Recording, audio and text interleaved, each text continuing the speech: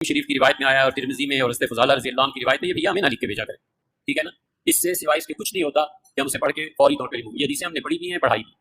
ہم کئی بار عرض کر چکے ہیں کہ ہمارا کوئی تعلق اہل حدیث سے نہیں ہے. پکے ٹھیٹھ حنفی، پکے ٹھیٹھ حنفی، پکے ٹھیٹھ حنفی. ہمیں نہیں سمجھ میں آتی امت میں جو 1500 سال سے ہمارے بزرگوں نے دین کو سمجھایا، آخر اس کو چھوڑ کے اب نئی نئی باتیں اور نئے نئے فرقے بنانے کی ضرورت تمہیں کیا پڑی ہے؟ اور کوئی کام نہیں رہ گیا. حدیث میں آیا ہے، حدیث میں تمہیں کیا پتا حدیث میں کیا ہے؟ کہ ہم حدیثیں پڑھنا شروع کر دیں تاکہ گمراہ ہو جائیں ولیعاذ باللہ. حدیث میں آیا ہے، حدیث میں تمہیں کیا پتا حدیث میں کیا ہے؟ کہ ہم حدیثیں پڑھنا شروع کر دیں تاکہ گمراہ ہو جائیں ولیعاذ باللہ. حدیث میں آیا ہے، حدیث میں تمہیں کیا پتا حدیث میں کیا ہے؟ کہ ہم حدیثیں پڑھنا شروع کر دیں تاکہ گمراہ ہو جائیں ولیعاذ باللہ. ہم صاف لفظوں میں کہتے ہیں جو آدمی بغیر اساتذہ کے حدیث پڑھتا ہے وہ گمراہ ہو ہی جاتا ہے. اسی کو پتہ نہیں ہے کہ حدیثیں نہ بھیجا کریں آپ.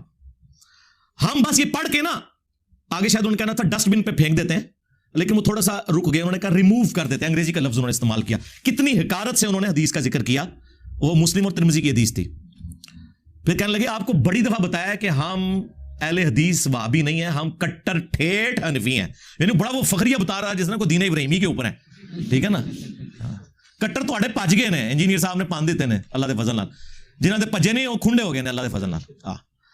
اور پھر کہتے ہیں جی 1500 سال سے بزرگوں کا دین چھوڑ کے ہم اب نئے فرقے بنانا شروع کر دیں. حدیث کیا لگائی رکھتے ہو؟ یہ ان کے جملے. ہم حدیثیں پڑھیں اور گمراہ ہو جائیں. ہاں یہ کہہ رہے ہیں وہ. اچھا یہ ان کا ایٹیچیوڈ کیا اپنے بابوں کے فتووں کے بارے میں کبھی ہوگا؟ کبھی یہ مفتی کہے گا کہ میں بہشتی زیور کے مجھے والے نہ بھیجا کرو، میں بہشتی زیور پڑھوں اور گمراہ ہو جاؤں، میں فتاوی عالمگیریہ پڑھوں اور گمراہ ہو جاؤں؟ یہ کیا ہر وقت تم نے فتاوی شامی، رد المختار، در مختار لگائی ہوتی ہے، یہ مجھے نہ بھیجا کرو؟ کبھی یہ بات کریں گے؟ تو اس سے آپ اندازہ لگائیں کہ یہ اپنے بزرگوں کو جو رسپیکٹ دیے ہوئے ہیں نا وہ پیغمبروں سے بڑھ کے دیے ہوئے ہیں. کہتے نہیں ہیں، ظاہر ہے کہیں گے تو پھر 295C لگ جائے گی. ہاں لیکن انڈکلیئرڈ گستاخ ہیں یہ. آپ کو تو سناتے ہیں نا آیت لا ترفعوا اصواتکم فوق صوت النبی، ہاں، اور اس کو کسی اور انداز میں بیان کرتے رہتے ہیں. یہ ذرا اس کا شان نزول پڑھیں آپ. صحیح بخاری کے اندر حضرت ابوبکر عمر رضی اللہ تعالیٰ عنہما رسول اللہ کی مجلس میں بیٹھے ہوئے تھے. ایک قبیلہ مسلمان ہو کر آیا. نبی الاسلام کی مبارک عادت تھی کہ جب کوئی قبیلہ اسلام قبول کرتا تھا اور واپس جاتا تھا نا تو آپ صلی اللہ علیہ وآلہ وسلم ایک فوکل پرسن مقرر کر دیتے تھے امیر کے طور پر تاکہ بعد میں کمیونیکیشن ہوتی رہے. تو نبی صلی اللہ علیہ وآلہ وسلم نے مشورہ مانگا تو حضرت ابوبکر عمر نے 2 مختلف بندوں کے اوپر مشورہ دیا اور آپس میں گفتگو کرتے ہوئے، نبی الاسلام کے ساتھ نہیں، آپس میں گفتگو کرتے ہوئے ان کی آوازیں بلند ہو گئی. اور بخاری کے الفاظ ہیں، عبداللہ ابن ابی ملیکہ تابعی کہتے ہیں قریب تھا اس مخلوق کے 2 بہترین لوگ برباد ہو جاتے جب انہوں نے انجانے میں رسول اللہ کے حضور اپنی آوازوں کو بلند کر دیا، اور وہ 2 لوگ ابوبکر و عمر تھے رضی اللہ عنہما علیہم السلام. تو اڑے بابے تشاہی کوئی نہیں. اگر سیدنا ابوبکر عمر کا یہ سٹیٹس ہے تو بابے تشاہی کوئی نہیں. اور پھر انہوں نے آگے حدیث بیان کی کہ یہ سارا معاملہ ہوا تو آیات نازل ہوئی یا ایھا الذین آمنوا لا ترفعوا اصواتکم فوق صوت النبی صلی اللہ علیہ وآلہ وسلم. اے اہل ایمان، نبی صلی اللہ علیہ وآلہ وسلم کی آواز سے اپنی آواز کو بلند نہ کرنا، اور ان کے حضور اس طرح چلا کے گفتگو نہیں کرنی جس طرح آپس میں کرتے ہو. کہیں ایسا نہ ہو کہ تمہارے اعمال برباد کر دیے جائیں اور تمہیں خبر بھی نہ ہو، یعنی توبہ کی توفیق بھی نہ ملے. ظاہر جب خبر نہیں ہوگی تو آپ توبہ کیسے کریں گے؟ اب جب یہ آیات نازل ہوئیں تو صحیح بخاری کے الفاظ ہیں کہ حضرت عمر اتنا ڈر گئے کہ وہ رسول اللہ کے حضور اتنا آہستہ گفتگو کرتے تھے کہ حضور کہتے تھے اونچا بولو مجھے آواز نہیں آ رہی. اور اللہ تعالیٰ نے ان کی اس ادا کو اتنا پسند فرمایا کہ اگلی آیات نازل کی ان الذین یغضون اصواتهم عند رسول اللہ. بے شک وہ لوگ جو اپنی آوازوں کو پست رکھتے ہیں رسول اللہ کے حضور، یہ وہی لوگ ہیں جن کے دلوں کو اللہ نے تقوی کے لیے چن لیا ہے، ان کے لیے مغفرت اور اجر عظیم ہے. الحمدللہ یہ آیات آج بھی روزہ شریف کے اوپر لکھی ہوئی ہیں. سینٹر میں یہ لکھی ہوئی ہے یا ایھا الذین آمنوا لا ترفعوا اصواتکم فوق صوت النبی، اور جو باب البقی والی سائڈ ہے اس کے اوپر لکھا ہوا ہے ما کان محمد ابا احد من رجالکم ولکن رسول اللہ وخاتم النبیین. اور جو باب السلام والی سائڈ ہے جدھر سے حاضری کے لیے آتے ہیں وہاں لکھی ہے ان الذین یغضون اصواتهم عند رسول اللہ. یہ تینوں آیات آج بھی لکھی ہیں. اور مفتی اعظم سعودیہ جنہوں نے حج اور عمرے کی حاضری کے اوپر کتاب لکھی ہے انہوں نے اس میں لکھا ہے کہ رسول اللہ اپنی وفات کے بعد بھی آج بھی اسی طریقے سے قابل احترام ہے جس طرح اپنی مجلس میں تھے. رسول اللہ کی قبر کے پاس بھی آواز جو بلند کرے گا اس کے اعمال برباد ہو جائیں گے. اچھا اس سے آپ کو عصمت مصطفیٰ تو بتاتے ہیں، یہ نہیں بتاتے کہ جو شخص رسول اللہ کے حضور آواز بلند کرے وہ تو گستاخ رسول، اور جو حضور کی بات کا مذاق اڑائے وہ اس تو بڑا گستاخ. اور وہ یہ سارے ہیں کٹر ٹھیٹ انفی. تسی لوگ ہو حدیث تیرے سامنے حضرت عمر بیٹھے ہو تو میں دیکھتا ہوں کہ وہ پھر کہ یا رسول اللہ اجازت دے. تم لوگ ہو گستاخ رسول, حدیثوں کا مذاق اڑانے والے. یہ رسول اللہ کی اس سے بڑے لیول کی توہین ہے کہ کوئی حضور کی موجودگی میں آواز بلند کرے. اس سے بڑی توہین یہ ہے کہ کوئی حضور کی بات کا مذاق اڑائے. وہ تو صحابہ کا نہیں اللہ نے برداشت کیا, حالانکہ انہوں نے مذاق نہیں اڑایا. لا تقولوا راعنا, وہ یہودی بگاڑتے تھے راعینا ہمارا چرواہا. اللہ نے کہا یہ چھوڑ دو, لفظ ہی چھوڑ دو. تم کہو انظرنا, یا رسول اللہ ہمارا انتظار فرمائے, نظر کرم فرمائے, ہماری رعایت کر دیں. یعنی صحابہ کرام نے کبھی گستاخی کی نیت سے نہیں کیا, چونکہ کافر مذاق اڑاتے تھے. اللہ نے صحابہ سے بھی کہا اب مجھے بتائیں کہ وہ اللہ ایسے لوگوں کے ساتھ کیا کرے گا جو نبی علیہ السلام کے فرامین کا یوں مذاق اڑاتے ہیں. حدیث پڑھ کے گمراہ ہو جائیں گے. اوے تم لوگوں نے عزتیں ویل کی ہیں اللہ اور اس کے رسول کے نام کے اوپر, چندے اکٹھے کیے ہیں, جائیدادیں بنائی ہیں, کوئی محنت سے نہیں کمایا تم لوگوں نے, اللہ رسول کے نام کا کھا رہے ہو اور بات یہ کرتے ہو کہ حدیثیں ہمیں سناؤ ہم گمراہ ہو جائیں گے.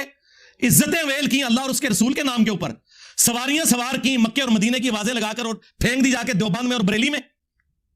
غدار ہو تم رسول اللہ کے صلی اللہ علیہ وسلم, پکے غدار ہو. اسی لیے دیکھو پھر اللہ نے تمہارے اوپر چیز کیا چھوڑی ہے. ہاں نبی کے جیسا ہے ہی کوئی نہیں, باپ بیٹے شے ہی کوئی نہیں. حدیثیں نہ سناؤ میں, تنو سی فتاوا شامی سنائیے درے مختار کے حاشیہ رد المختار, جس میں لکھا ہے کہ اگر آپ کو یقین ہو کہ اپنے خون اور پیشاب سے سورہ فاتحہ ماتھے پر یا تعویذ لکھنے سے شفا ہو تو آپ کر سکتے ہیں. اے تیرے بابے نہیں کٹر ٹھیٹ انفی, بول کہ تیرے بابے نے گستاخی کی ہے. کچھ زیادہ پرانا نہیں ہے, 1252 ہجری میں یہ مرا ہے ابن عابدین شامی. کسی کی جرت نہیں کہ اختلاف کر جائے. ایک ہمارے وہ استاد غلام سو سعیدی صاحب رحمہ اللہ تعالی, مفتی صاحب بیٹھے میں تائید کریں گے, انہوں نے شرح صحیح مسلم پڑھی ہے, ان کے پاس پڑھتے بھی رہے. انہوں نے جرت کی ہے کہ انہوں نے اس عبارت کے اوپر گرفت کی, اور لیکن وہ بھی بڑے ڈرتے ہوئے. انہوں نے کہا یقیناً ان بزرگوں کے دلوں میں قرآن کا احترام ہم سے زیادہ تھا. یہ انہوں نے نا پہلے شوگر کوٹڈ کی اپنی عبارت, کیونکہ وہ آگے کلاس لینے لگے تھے. لیکن بال کی کھال اتارنے کی عادت نے ہمارے بزرگوں کو یہاں تک پہنچایا کہ انہوں نے یہ جملے لکھے. ایک مسلمان مر جانا تو گوارا کرے گا, لیکن کبھی یہ گوارا نہیں کرے گا کہ اپنے پیشاب یا خون سے سورہ فاتحہ کا تعویذ لکھے. یہ صرف غلام سو سعیدی صاحب نے جرت کی لکھنے کی, نہ ان سے پہلے نہ ان سے بعد. کبھی کوئی بہانہ کریں گے, ہاں یہ ان کو لکھ کے بھیجے نا, ہاں اس کو پڑھ کے کوئی گمراہ نہیں ہوتا. حدیث کو پڑھ کے گمراہ ہوتے ہیں اس لیے کہ حدیث ان کے خلاف, قرآن ان کے خلاف, کیونکہ یہ تو ہوئے کٹر ٹھیٹ حنفی. عزتیں ویل کر رہے ہیں اللہ اور اس کے رسول کے نام کے اوپر, چندے کھا رہے ہیں اللہ اور اس کے رسول کے نام کے اوپر عز و جل و صلی اللہ علیہ وآلہ وسلم, اور توہین انہی کی کر رہے ہیں. تو پھر ہماری یہ ذمہ داری بنتی ہے کہ ہم ان کے جو یہ میکم نما چہرے ہیں نا, عجیب و غریب قسم کی گونے پہن کے اور بڑا اپنا روب ڈالتے ہیں, گرم تولیے ان کے منہ کے اوپر پھیریں تاکہ ان کے اصلی چہرے آپ لوگوں کو پتہ چلیں کہ یہ دشمن ہے اللہ اور اس کے رسول کے عز و جل و صلی اللہ علیہ وسلم.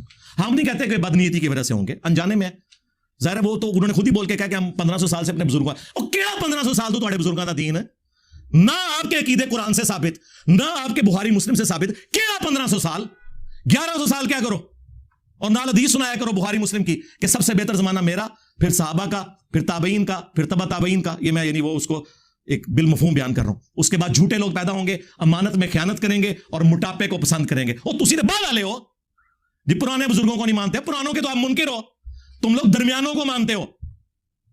پرانے ویسے تھے جیسا کہ ہم ہیں. کون سے عقیدے تمہارے قرآن و سنت سے ثابت ہے؟ میں کٹر ٹھیٹ انفی. کیڑا انفی؟ کٹر انفی دیوبندی 1866 میں دیوبند مدرسہ بنا ہے. 1500 سال نہیں سرکار, 150 سال پہلے تسی آئے ہو دنیا. اس سے پہلے دنیا کا کوئی مسلمان اپنے آپ کو دیوبندی نہیں کہتا تھا. اور 1904 کے اندر اعلیٰ حضرت نے بنایا منزل اسلام بریلی کا مدرسہ. اس سے پہلے دنیا کا کوئی مسلمان اپنے آپ کو بریلی نہیں کہتا تھا. ٹھیک ہے, وہ انفی شافی والا معاملہ چل رہے تھے, وہ بھی اتنا پرانا نہیں, وہ بھی 4 صدی ہجری میں حجت اللہ البالغہ میں شاہ ولی اللہ دہلوی نے لکھا کہ شروع ہے. کیڑا 1500 سال دا دین, 1100 سال دا کہانی بند کرو. اور پھر آپ ہیں کٹر ٹھیٹ حنفی. کیڑے حنفی ہو؟ المحنت والے یا اسام الرحمن والے؟ آیا نا داڑ تھلے ہوں تو 10 1905 میں احمد بریلوی صاحب نے حسام الحرمین کتاب لکھی. یہ دونوں انفی ہیں جی.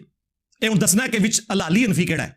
ہاں الالی یعنی وہ میں روحانی طور پر ہی بات کر رہا ہوں, وہ دوسرا آؤٹ آف ویڈ لاک کی طرف نہ چلے جائیے گا, ٹھیک ہے. اور کوئی فروئی اختلاف نہیں, سرکار زمین اسمان کا فرق ہے, ایک دوسرے کی تکفیر ہے. تو کون سا کٹر ٹھیٹ انفی ہے کہ جو کروڑوں بریلویوں کو کافر اور مشرک سمجھتے ہیں, یا تو وہ کٹر ٹھیٹ انفی ہے جو کروڑوں دیوبندیوں کو گستاخ رسول سمجھتے ہیں, یعنی کافر ہی ہو گئے نا. حسام الحرمین اعلی حضرت نے 1905 میں لکھی, اس کا نام رکھا حسام الحرمین, حرمین کی تلوار, جس میں انہوں نے علماء دیوبند کے اوپر کفر کے فتوے لگائے. اینڈ پہ کنکلوڈ کیا کہ ان کے کفر میں شک کرنے والا بھی کافر ہے, یعنی سارے دیوبندی کافر. وہ شک کیا, ان کو تو یقین ہے کہ ٹھیک لکھا ہوا ہے. ہاں. اور اس کے جواب میں المہند علی المفند, ہند کی تلوار ایک سٹھائے ہوئے پاگل بابے کے اوپر. اور پاگل بابا کسے کہا, احمد بریلوی صاحب کو. کہتے ہیں ہم تو بڑے میٹھے ہیں. اے توڑے وہ تقی عثمانی صاحب وہ درس حدیث میں کہہ رہے تھے اللہ نے ہمارے کابرین کو ایسا بنایا تھا, اشری تھانوی صاحب کے سامنے کسی نے اعلیٰ حضرت کا نام ڈائریکٹ لے دیا, احمد رضا, تو انہوں نے کہا نہیں احترام سے. ہمارے حضرت حکیم الامت مولانا تھانوی رحمۃ اللہ علیہ کے سامنے ایک شخص نے کہا کہ جی احمد رضا بریلوی نے تو یہ بات لکھی ہے, اس طرح کہہ دیا. آپ جانتے ہیں کہ مولانا احمد رضا خان بریلوی جو ہیں انہوں نے ہمارے اکابر کے خلاف کفر کے فتوے دیے, تو حضرت نے ڈانٹا کہ تم ایسے نام کیوں لے رہے ہو بغیر کسی تعظیمی لقب. مولوی کہتے, مولانا کہتے, مولانا احمد رضا خان بریلوی کہتے, تم نے صرف احمد رضا خان بریلوی کیوں کہا؟ یعنی گویا اس کو بھی ان کی توہین سمجھا اور ٹوکا کہ ٹھیک ہے تمہارے خلاف دوسرے مسلک کے آدمی ہیں, ہمارے اوپر فتوے بھی لگائے, لیکن ہم اپنی زبان کو گندا نہیں کریں گے, ہم اپنی زبان سے ان کی توہین نہیں کریں گے. تو اللہ تبارک و تعالیٰ نے ہمارے اکابر کو ایسا بنایا کہ اپنی زبان کو ہمیشہ دائرے میں رکھتے. سرکار اشری تھانوی دے سائن ہوئے نے المہند اتے جی, آئے ہونا داڑ تھلے, اے داڑ آخری علی کڑک کرنے علی, اور ہماری داڑھ کے نیچے آ سکتے تھے. کیوں؟ ابو داؤد ترمذی ابن ماجہ میں حدیث ہے, میرے بعد تم بہت اختلاف دیکھو گے. اس وقت علیکم بسنتی وسنت الخلفاء الراشدین المہدیین, میری سنت اور میرے خلفاء راشدین کی سنت کو لازم پکڑ لینا, داڑھوں سے پکڑ لینا. تو جنہوں نے اپنی داڑھوں سے قرآن و سنت کو پکڑا ہوا ہے, خلفاء راشدین کو پکڑا ہوا ہے, انہی کی داڑھوں کے نیچے آپ لوگ آ سکتے ہیں. ہاں, اور نہیں یہ غامدی صاحب سے حوالے کرنے والی چیزاں نہیں نے, یہ 4 سٹیج دا کینسر ہے. سیدھا لیزر نہ علاج ہوئے گا نا, تھا کیمو ہوئے گی. یہ مطلب ان لوگوں کے حالات و واقعات. تو المہند المفند میں انہوں نے لکھا ہند کی تلوار ایک سٹھائے ہوئے بابے کے اوپر, اور پھر اس میں تقی عثمانی صاحب کہتے ہیں اللہ نے ہمارے کابرین کو ایسا بنایا تھا. تو ہم نے کہا تھا ایسا بنایا تھا کہ مفند کہتے تھے دوسروں کو, وہ ہاں ایسا بنایا تھا, اللہ نے ہمارے کابرین کو ایسا بنایا تھا. بڑے فخر یہ بیان کرتے ہیں, مولانا کہتے تھے. اس میں انہوں نے لکھا کہ احمد بریلوی اور ان کی پوری جماعت ایک شیطانی لشکر ہے جو علماء دیوبند رضی اللہ عنہم پر حملہ آور ہوئی ہے. 14ویں صدی میں مولوی رضی اللہ عنہم, جیسا کہ شیاطین حملہ آور ہوتے تھے انبیاء کے اوپر. یہ آپ دیکھ لیں کدھر اپنے بابوں کو کہاں کھڑا کرتے ہیں. تو وہ مفتی صاحب جو فرما رہے ہیں میں کٹر ٹھیٹ حنفی, یہ الفاظ انہوں نے خود بولے ہیں, یہ نا سامنے میں کو چنگے پلانا ہوا, انہوں نے خود بولے نے.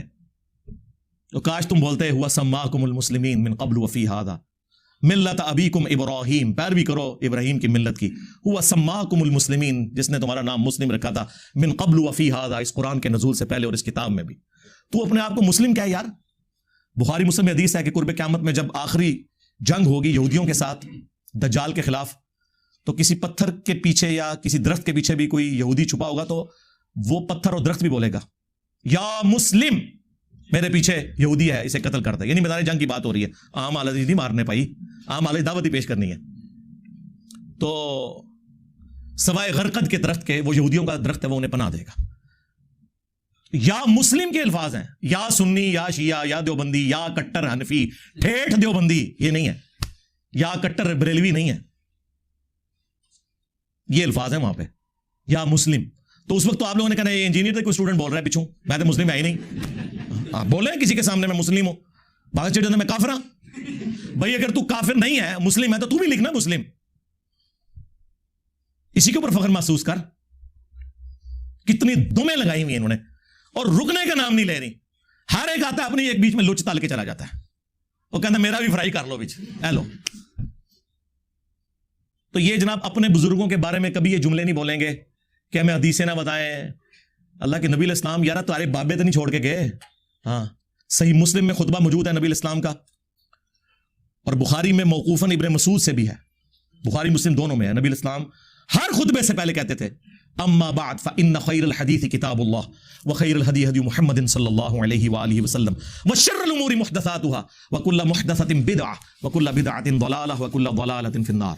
کچھ الفاظ ترمذی کے اور نسائی کے بھی ہیں.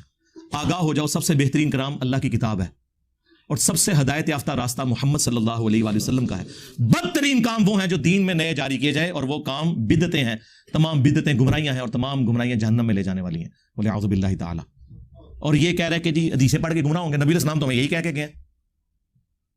صحیح مسلم میں حجۃ الوداع کا خطبہ نکال کے دیکھیں, نبی الاسلام نے فرمایا میں اپنے باتوں میں وہ چیز چھوڑ کر جا رہا ہوں جس سے مضبوطی سے پکڑ لو گے, کبھی گمراہ نہیں ہوگے, وہ اللہ کی کتاب ہے. مسلم شریف میں صرف کتاب اللہ کا ذکر ہے. سنت کو ماننا کتاب اللہ ہی کو ماننا ہے. من یطع الرسول فقد اطاع اللہ. البتہ ایک حسن درجے کی روایت المستدرک للحاکم میں ہے, وہاں پہ کتاب اور سنت دونوں کا ذکر ہے کہ ان دونوں کو مضبوطی سے پکڑ لینا. کوئی بابا پکڑنے کے لیے نبی الاسلام نے نہیں فرمایا. حالانکہ نبی الاسلام کے پاس تو وہ بابے تھے جو چھوڑے بھی جا سکتے تھے. کون؟ صحابہ کرام, اہل بیت, خلفاء راشدین. لیکن نبی الاسلام کو پتا تھا کہ کچھ عرصے بعد انہوں نے بھی تو فوت ہو جانا ہے. آج کی ڈیٹ میں جو رسول اللہ کا سٹیٹس ہے وہی اہل بیت کا اور صحابہ کرام کا سٹیٹس ہے. سب دنیا سے چلے گئے. البتہ قرآن دنیا میں موجود, سنت کا ریٹن ریکارڈ موجود, اس لیے حضور نے وہ بات کی جو آخری انسان تک کے لیے بچنی تھی. ورنہ اگر کہتے ہیں میں ابو بکر کو چھوڑ کے جا رہا ہوں تو 2.5 سال بعد تو حضرت ابو بکر کا وہی سٹیٹس,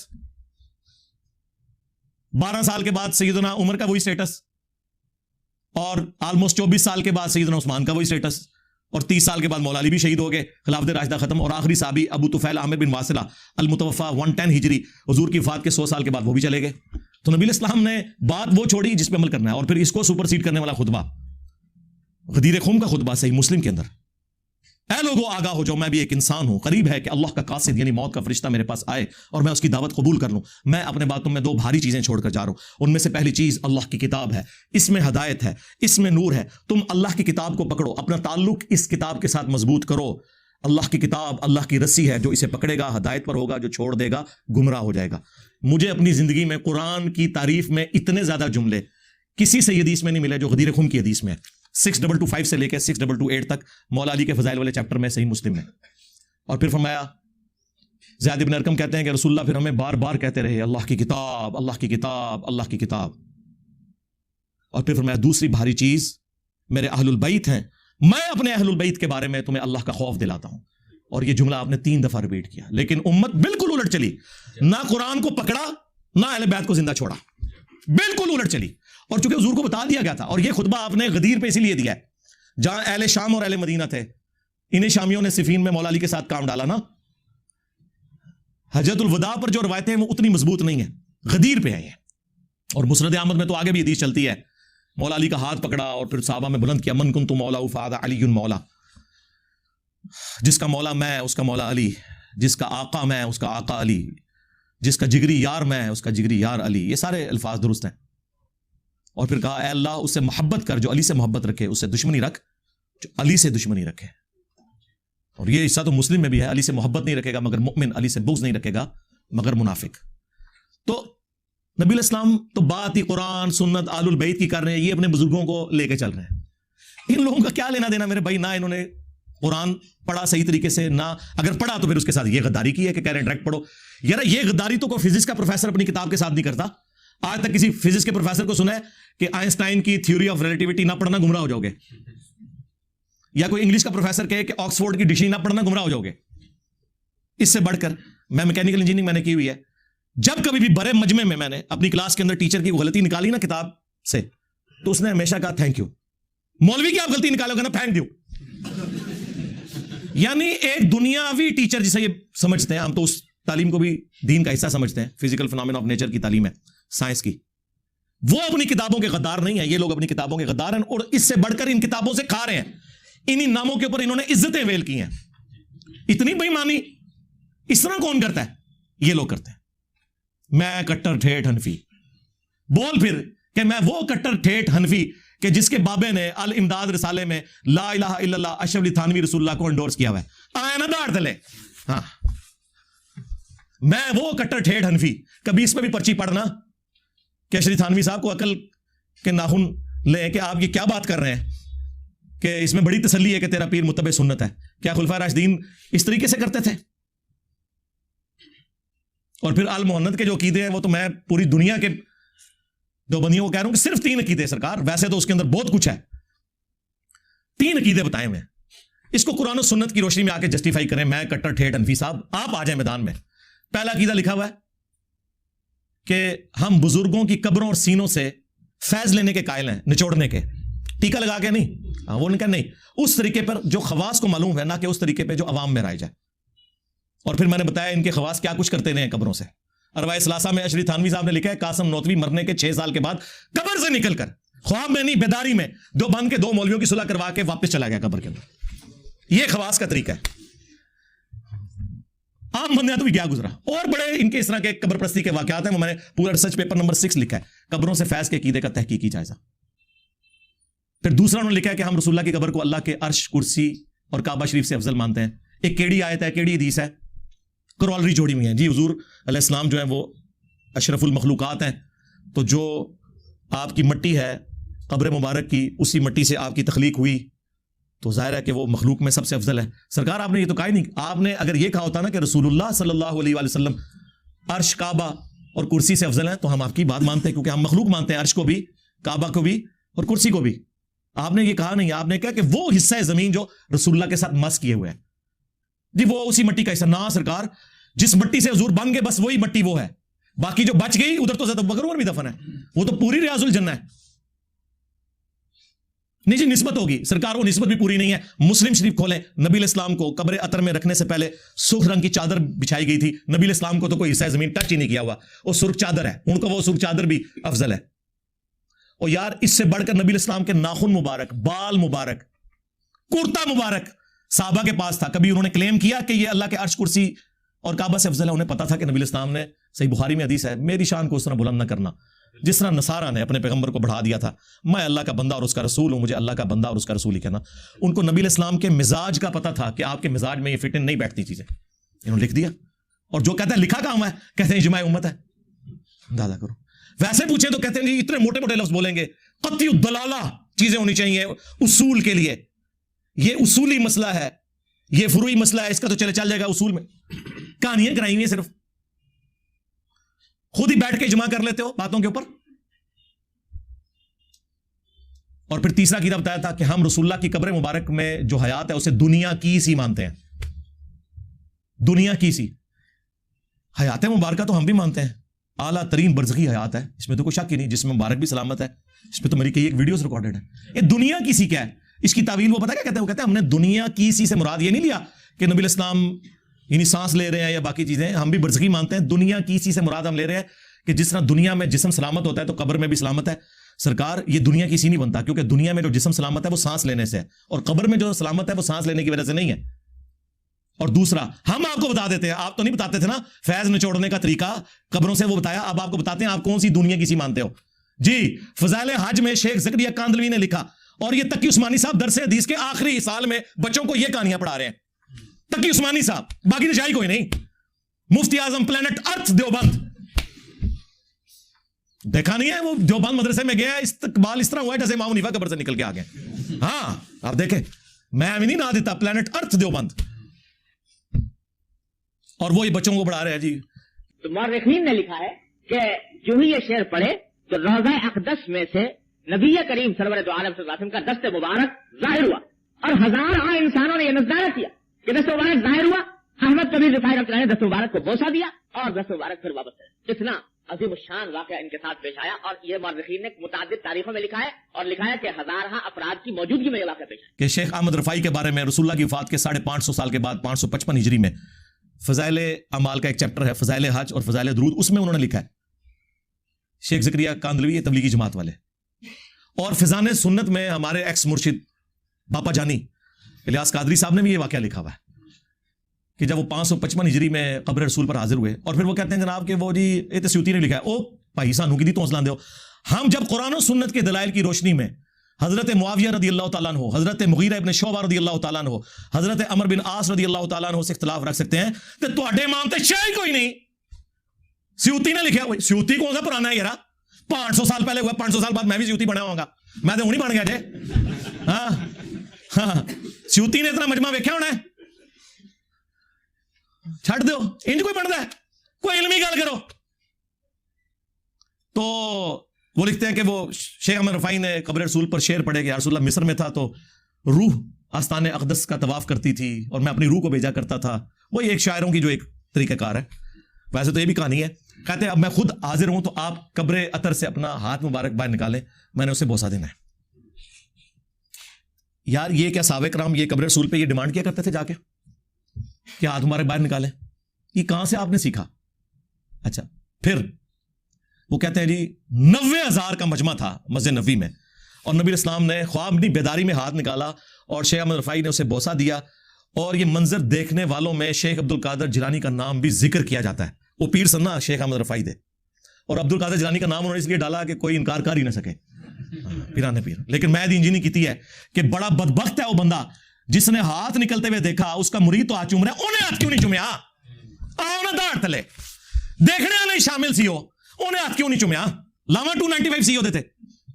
اور یہ 90,000 کی موجودگی میں, 90,000 کا مجمع تو آج سے 30-40 سال پہلے مسجد نبوی میں نہیں آتا تھا, یہ تو ابھی توسیع کے بعد آیا. یہ 90,000 کی موجودگی میں جب ہاتھ نکلتا ہے, وہ ہاتھ کتنی بلندی پہ نکلا ہے کہ سب لوگوں نے یہ منظر دیکھا ہے؟ بس قریبی لوگ ہی دیکھ سکتے ہیں. اے کوڑ چوٹ ہے. صحیح بخاری 1010 نمبر حدیث, حضرت عمر کہتے ہیں انا کنا نتوسل الیک بنبینا, اے اللہ پہلے ہم تیرے نبی کا وسیلہ تیری بارگاہ میں پیش کرتے تھے, اب ان کے چچا کو لے کے آئے ہیں, ان کی دعا کی برکت سے بارش نازل فرما. وہ تو نہیں قبر رسول پہ جا کے حاضر ہوئے. حالانکہ حضرت عمر وہ ہیں جن کے بارے میں مسلم شریف کے اندر حدیث موجود ہے کہ ایک دفعہ سفر میں جب کھانا کم پڑ گیا تو تھوڑا سا کھانا اور پانی جمع کر کے انہوں نے حضور سے ریکویسٹ کی کہ یا رسول اللہ آپ دعا فرمائیں. تو آپ کی مبارک انگلیوں سے پانی کے چشمے بھی جاری ہوئے, کھانے میں برکت پڑ گئی. حضرت عمر کو تو پتا تھا کہ حضور صلی اللہ علیہ وآلہ وسلم کے ہاتھوں کی یہ برکت ہے, تو قبر رسول پہ جا کے عرض کر دیتے یا رسول اللہ شیخ احمد رفاعی کے لیے تو 500 سال بعد آپ نے ہاتھ باہر نکالنا ہے, آپ ہاتھ نکالیں میں پانی کا پیالہ لے کے آیا ہوں. ہاں کہتے جی انہوں نے گل کیوں کرتے سرکار, انہوں تو یہ کیدے لینے نا, تھوڑے بابے تو کیدے لینے نے, ہندوؤں دی اولاداں. ہاں کون ہے یہ؟ ادھر کیا شروع سے دین آیا ہوا ہے؟ وہ صرف وہ لوگ سید کوئی دعویٰ کر سکتا ہے یا کوئی عرب کی سرزمین کے رہنے والے لوگ ہیں. یہ ہندوؤں کی اولادیں یہ ہمیں بتائیں گے کہ یہ قیدے کہاں سے لینے ہیں. تے کٹر ٹھیٹ انفی صاحب میرے خیال ہے اتنی خوراک کافی ہے. ویسے تو تمہیں پتا ہے میرا تو فیوریٹ ٹاپک ہے. ہاں میں تو کوئی موقع نہیں جاننے دوں گا کہ میں ڈرل کروں گا ان کی پبلک کے دماغ میں کہ سوچو کہ یہ تم لوگ کن لوگوں کے پیچھے لگے ہوئے ہو. یہ وہ لوگ ہیں جنہوں نے عزتیں اللہ اور اس کے رسول کے نام کے اوپر اویل کی ہیں اور قرآن و سنت کے نام سے چڑھتے ہیں اور کہتے ہیں ہمیں نا لکھ کے بھیجا کرو, ہم تو یہ پڑھ کے ریموو کر دیتے ہیں. ہم 1500 سال بعد اب تم لوگ بتاؤ گے ہمیں, ہم اپنے بزرگوں کا دین چھوڑ دیں. اچھا انہوں نے پتا ہے کہ قرآن دی جڑے پڑھتا رہا انہوں نے بابے دوبارہ ہو جانا جو, ہاں انہوں نے پتا ہے. جی سب تو بڑی مثال میں وہاں 2002 میں عمرے پہ گیا, غلاف کعبہ پکڑ کے دعا مانگی تھی اللہ مجھے بریلوی مارنا, شکر ہے قبول نہیں ہوئی. منو کہنا چاہیے تھی اللہ منو مسلمان ماری. اور یہ میں آپ کو وثوق سے کہتا ہوں اگر آپ مخلص ہیں نا سرکار, آپ ہدایت کے مخالف راستے پہ بھی چل پڑے نا اخلاص کے ساتھ, اللہ تعالیٰ کان سے پکڑ کے آپ کو سیدھے راستے پہ چلا دے گا. اور اگر آپ بے ایمانی پہ اترے ہوئے ہیں سرکار تو آپ رسول اللہ کے چچا بھی ہو نا, ابو لہب ہاشمی بھی ہوں, تو مر جائیں گے حرام موت. اور قرآن میں قیامت تک بددعائیں پڑی جائیں گی ان پر, تبت یدا ابی لہب و تب.